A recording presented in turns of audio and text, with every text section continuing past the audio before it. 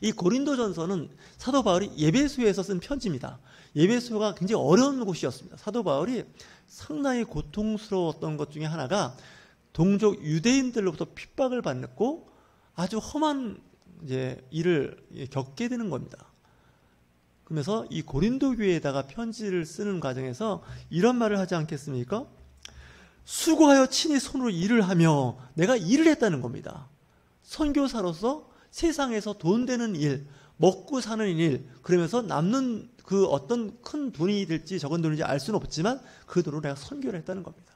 왜 그리스도인들이 돈을 버느냐? 하나님의 나라를 세우기 위해서 돈을 버는 겁니다. 나 잘 먹고 잘 살기 위해서 돈을 버는 게 아니라는 거예요. 영적으로 잘 잡혀있는 사람들은 그걸 분명히 알아요. 내 모든 것으로 주님을 섬긴다는 거예요. 이웃을 섬긴다는 거예요. 손으로 일을 하면서 모욕을 당한다는 거잖아요. 일을 하면서 모욕을 당해요. 뭐 일을 그렇게 해요. 당신 하나님 믿는 사람이 왜 이렇게 돈이 없어? 뭐 이런 말을 듣는 거죠. 하지만 그럼에도 불구하고 난 축복하고 박해를 받은 적 참았다는 거예요. 내가 예배소에 짐승들과 싸웠으면 내가 무슨 유익이 있겠느냐는 편지가 있었잖아요. 그러니까 사람들과 싸우다 보면 자기가 지치는 거예요. 탈진하는 거예요. 의미가 없다는 거잖아요. 우리가 예수 그리스도 때문에 어리석은 사람이 됐다는 거예요. 바보가 됐다는 거예요. 너 예수 믿더니 바보 됐구나. 너 왜 그 모양이냐? 우리처럼 좀 놀아. 즐겨. 술 한 잔도 하고 그 이상 할 수 있는 게 많잖아. 이런 얘기를 하는 거죠. 하지만 그리스도 안에서 지혜롭고 우리는 약하나 너희는 강하고 너희는 종고하나 우리는 비천하다. 너희들 잘 먹고 잘 살았지? 그래. 누리고 살아. 하지만 나는 그렇지 않다는 거죠. 이 그리스도 신앙 공동체 안에서 마찬가지예요. 어떤 사람은 형편이 되는 만큼 세상에서 즐기는 사람도 있어요. 근데 어떤 사람은 그 즐김을 참고 그렇다면 아주 안 즐기라는 뜻은 아닙니다. 빈도수를 줄이면서 하나님의 나라를 위해서 사는 거죠. 우리가 죽으나 사나 하나님의 영광을 위해서 산다는 게 바로 그래서 여기서 나오는 거 아니겠습니까? 바로 이 시각까지 11절 보세요. 바로 이 시각. 지금 우리가 저녁도 못 먹고 예배드린다는 얘기예요. 저녁도 못 먹고 성경 공부한다는 얘기예요. 저녁도 못 먹고 하나님의 일을 하고 있다는 거예요. 줄이고 있다는 거 아니겠습니까? 목마르고 헐벗고 매맞으며 정처가 없다는 거예요. 목마름 그리고 매맞음, 감옥 가는 거, 정해진 곳이 없어요. 오늘은 이곳, 내일은 저곳. 순회하는 선교사, 순례하는 순교사가 되는 자신을 이야기하는 겁니다. 그럼 왜 사도 바울이 이렇게까지 할 수가 있었느냐? 하나님의 나라에 분명한 목표가 있었기 때문에 나는 날마다 표대를 향하여 달려간다고 했던 그 믿음, 신앙 고백이 있었기 때문에 가능한 거죠. 모두에게 다 열려있고 기회가 주어지는 것 같은데 아닙니다. 기회가 주어졌고 열려있는 건 사실인데 그 기회를 잡는 사람, 열린 문으로 들어가는 사람이 있고 그 길로 못 들어가는 사람이 있죠. 예수님 말씀하시죠? 좁은 길로 들어가라는 거예요. 좁은 문으로 들어가라는 거예요. 그 길은 좁고 협착하여 찾는 사람이 적다고 말씀하고 있습니다. 생명으로 인도하는 길입니다. 영생으로 가는 길은 좁고 협착하다는 거죠. 가는 사람이 눈에 띌 정도로 없다는 거예요.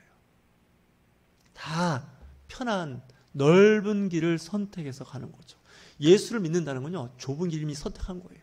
좁은 문을 향해서 가는 거예요. 내 재산, 내 명예, 권력 내려놓는 거예요. 난 목회하면서 내가 가진 걸 다 하나님께 드려야겠다는 생각이 갈수록 강해져요. 왜? 내 몸도 내 영혼도 내 거가 아니더라고요. 보니까 오늘 밤 내 영혼을 내가 너를 취할 텐데 네가 가지고 있는 세상의 명예와 권력, 돈, 재산 다 누구께 되겠냐는 거예요. 일 안 하고 노는 그 어떤 애들이 가져갈 수 있다는 거예요. 그러니까 어떻게 해요? 내 살아생전에 하나님께 다 드리는 거예요. 아멘 하시겠습니까? 특히 목회자가 되거나 선교사가 되기로 한 사람들은 틀림없이 기득권을 내려놓으셔야 됩니다. 자기 집, 재산, 차 이것도 다 하나님 거로 이렇게 인정하고 나가야 돼요. 안 그러면 마귀 같은 거 타요. 사도행전에 나오는 초대교회 비극이 뭡니까? 아나니아와 삽비라가 자기 가진 재산을 숨긴 거예요. 일부를 드리면서 다 드렸다고 고백했다가 어떻게 됐어요? 저주받아서 죽었어요. 부부가 같은 날 죽었어요. 제가 부르지 않는 찬송가 있어요. 내게 있는 모든 것을 주님께 드린다는 찬송이 있죠? 왜 안 부를까요? 신앙 고백이 안 되고 있잖아요. 내게 있는 모든 것을 아낌없이, 무슨 아낌이에요? 반의 반도 안 되고 아주 찔끔들이면서. 이 찬송가의 가사에 은혜가 없는 거예요. 고백을 하고 안 해드리면 어떻게 해요? 다 아나니아 삽비라가 되지 않겠습니까? 제가 그래서 우리 교인들 사랑하는 나머지 안 죽이려고, 영적으로 안 죽이려고 그 찬송을 안 부르는 거예요. 기분 나빠도 할 수 없어요. 우리는 이 찬송가를 아무 생각 없이 부를 때가 많아요. 멜로디 따라가면서. 그 가사, 그 말씀이 내 삶의 신앙 고백이 돼야 돼요. 저도 목회하면서 목사에서 두려울 때가 많아요. 목사 저도 잘 하지 않는, 지키지 않는 거를 자꾸 지키려고 하는 거예요.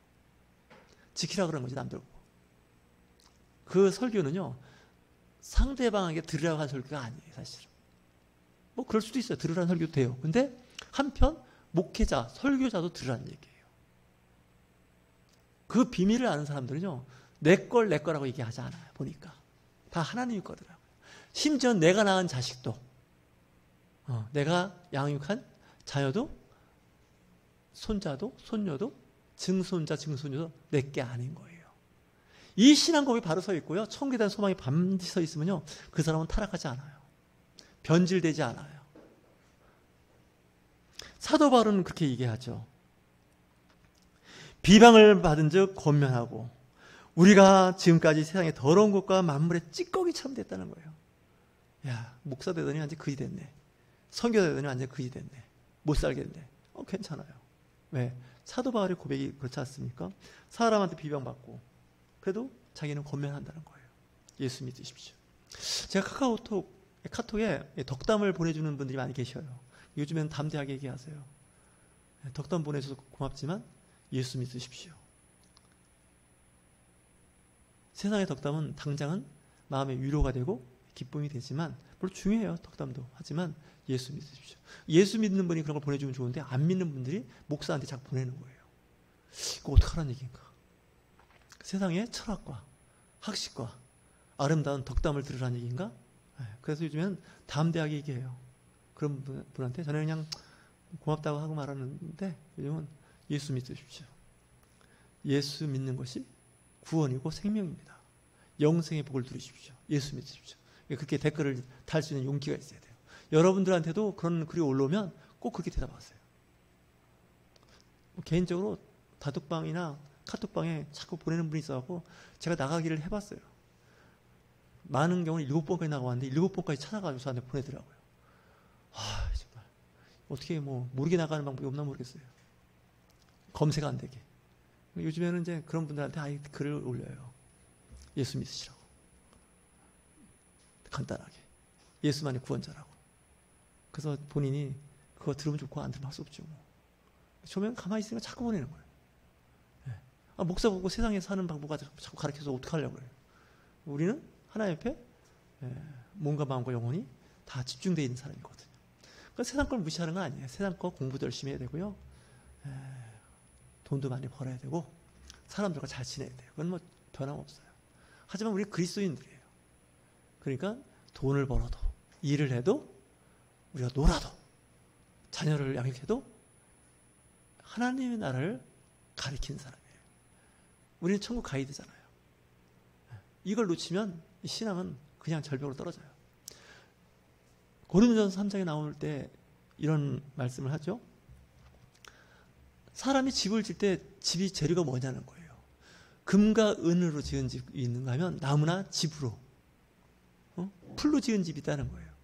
보통 때는 괜찮은데 불의 공력이 나타나니까 나무나 집으로, 풀로 지은 집들은 다 타버리잖아요. 요즘에 지구상에서 일어나는 여러 가지 재앙, 자연재해가 있는데 그 중에 하나가 지진입니다. 이 지진이 문제가 뭐냐? 시원찮게 잘 안 지은, 내진 시설이 안 된 집들이 다 무너지는 거예요. 피해가 극심하잖아요. 예수님 당시에도 망대가 무너져갖고 수십 명이 죽었어요. 누구의 죄로 이렇게 됐습니까? 제자들이 볼 때 예수님 뭐라 그래요? 저희들이 너희들보다 더 죄가 많은 게 아니라는 거예요. 너희들도 회개하지 않으면 이와 같이 망한다는 거예요. 이웃나라의 지진, 해일, 자연재해 갖고 여러분들 다르게 생각하지 마세요.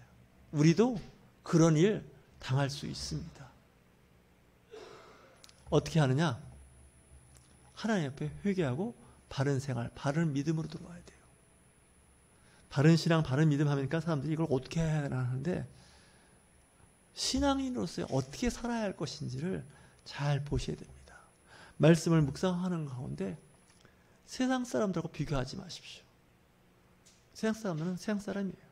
하나님의 나라의 사람들은 하나님의 나라의 사람이기 때문에 하나님의 시민답게 살면 되는 거죠. 우리가 원숭이처럼 살 수도 없고 멧돼지들처럼 살 수도 없고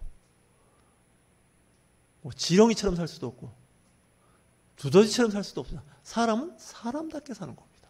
그리스도인들은 그리스도인답게 사는 겁니다. 저 여러분들 그리스도인답게 하늘의 복과 이 땅의 복을 알고 깨닫고 누리는 여러분이 되시길 주의 이름으로 축원합니다.